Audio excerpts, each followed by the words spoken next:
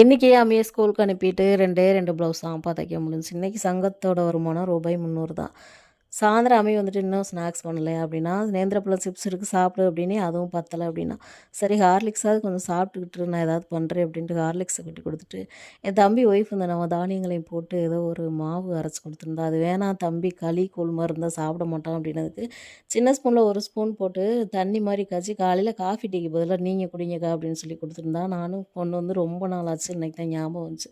சரி எடுத்து காய்ச்சலான்னா மறந்துடாப்புல பெரிய ஸ்பூனில் 2 ஸ்பூனை போட்டுட்டேன். அது களியா கூழா அப்படின்னு தெரியாத அளவுக்கு 2ஆம் கட்டத்தனமாக வந்துச்சு. இதை என்னடா பண்ணுறது அப்படின்ட்டு நானே கன்ஃப்யூஸ் ஆகி கிண்டிக்கிட்டு இருந்தேன். கொஞ்சம் நல்லெண்ணெய், நாட்டு சக்கரை எல்லாத்தையும் போட்டு.